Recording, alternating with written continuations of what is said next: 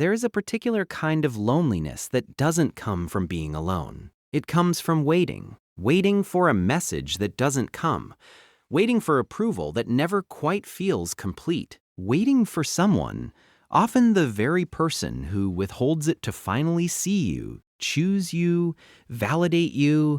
Craving validation from the wrong people is not a flaw in your character, it is a pattern. And like all patterns, it has a history at its core. This craving is about worth.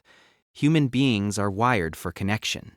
From infancy, we learn who we are by reading the faces of others.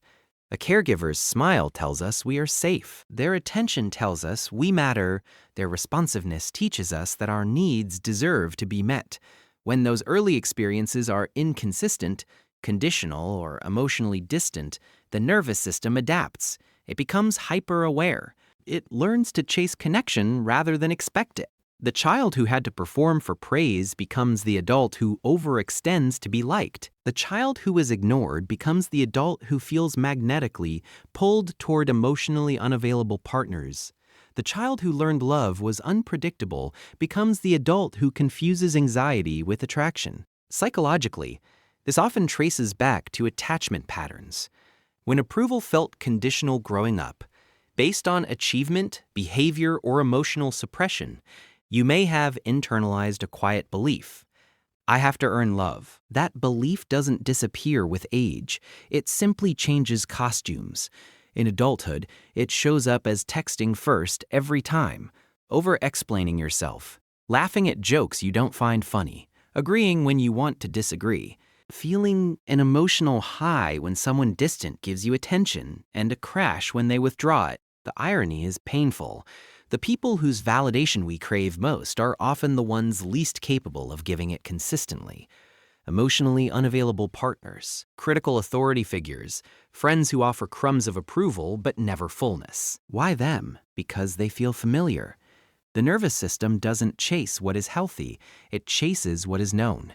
If love once felt uncertain, you may unconsciously equate unpredictability with significance. When someone is hard to please, their approval feels like a prize. When someone is distant, their attention feels amplified. The scarcity intensifies the reward.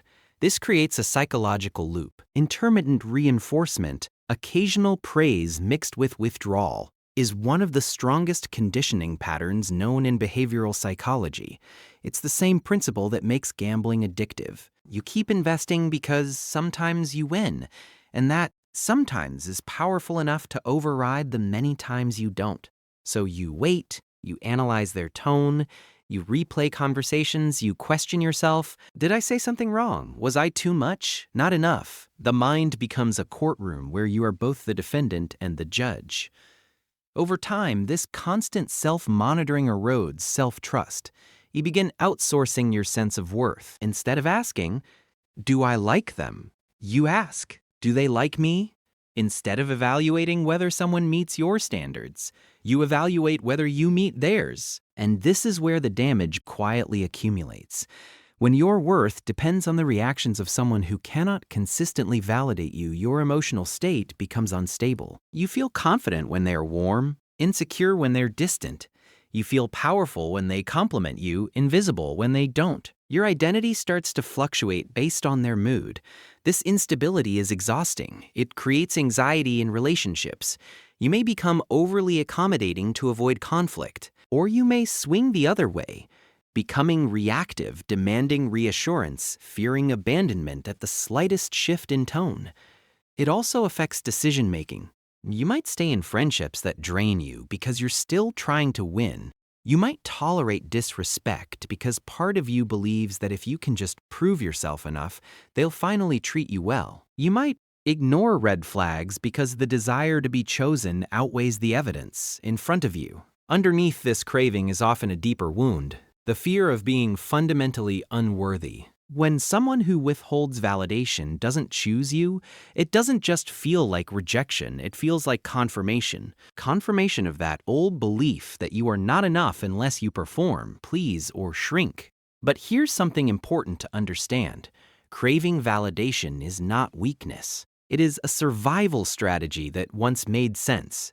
If at some point in your life love required you to adapt, to be quieter, smarter, funnier, more helpful, less emotional, then your brain learned that approval equals safety. And safety is not optional to the nervous system. It is essential. So you learned to scan for it.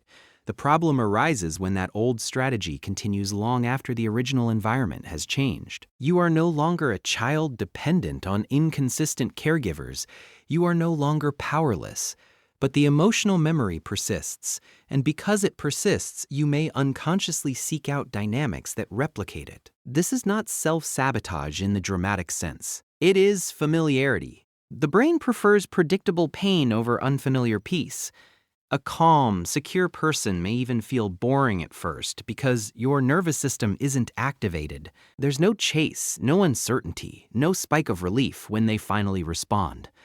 But peace is not supposed to feel like a roller coaster. The deeper question then becomes, what would it mean to stop chasing validation from the wrong people? It would mean grieving the fantasy that they will someday become what you needed them to be. It would mean accepting that some people are simply not equipped to give the depth, consistency, or affirmation you desire. It would mean shifting from proving yourself to protecting yourself. That shift can feel terrifying. Because if you stop trying to earn their approval, you risk facing an uncomfortable truth. Their validation was never the solution to your self-doubt. True security cannot be borrowed. Self-worth that depends on someone else's mood will always feel fragile. But self-worth that comes from self-recognition, your values, your efforts, your resilience, creates stability. This doesn't mean you stop caring about what others think entirely. Humans are social. Feedback matters. But there is a difference between valuing feedback and depending on it for identity. When you begin to notice the pattern, when you catch yourself seeking approval from someone who rarely gives it, you create a moment of choice. You can pause and ask, why does their opinion feel so powerful to me? Often, the answer points backward, not forward. You might discover that their tone reminds you of a critical parent. Their distance mirrors an early emotional absence, that your urge to impress them echoes a childhood need to be seen. Awareness softens shame. Instead of judging yourself for craving their validation, you can approach the pattern with curiosity. Of course I want them to approve of me. A part of me still believes approval equals safety. That compassionate understanding is not indulgent. It is corrective. Healing this pattern is less about cutting people off overnight and more about strengthening your internal anchor. It looks like noticing when you over-explain and choosing to stop. It looks like tolerating the discomfort of not chasing someone's attention. It looks like asking yourself what you actually want from a relationship instead of focusing solely on being wanted. It also involves recalibrating your nervous system. Safe, consistent relationships may initially feel unfamiliar. You may even feel suspicious of kindness. That doesn't mean it's wrong. It means your system is learning something new. And slowly, as you practice receiving validation from people who give it freely, not as a reward, but as a reflection, you begin to internalize it differently. You start believing compliments without immediately deflecting them. You stop interpreting silence as rejection. You become less reactive to shifts in tone. Most importantly, you begin validating yourself. Self-validation is not arrogance. It is the ability to acknowledge your own feelings, efforts, and worth without requiring external confirmation. It is saying, I did my best, even if no one applauds. It is recognizing your boundaries as valid, even if someone else disagrees. As this grows, something subtle but powerful happens. The wrong people lose their grip. Their delayed responses no longer destabilize you. Their lukewarm praise no longer feels intoxicating. Their criticism no longer defines you. You may still care, but you are no longer captive, and that is freedom. If you recognize yourself in this pattern, be gentle with yourself. You were never foolish for wanting to be seen. You were never needy for wanting reassurance. You were responding to a deeply human need for belonging, but you are allowed to evolve beyond the environments that shaped you. You are allowed to choose relationships where validation is not a scarce resource. You are allowed to stop auditioning for roles in someone else's life and start selecting who gets access to yours. You are allowed to redefine love as something steady rather than something you must chase. Change doesn't happen through self-criticism. It happens through awareness, practice, and self-compassion.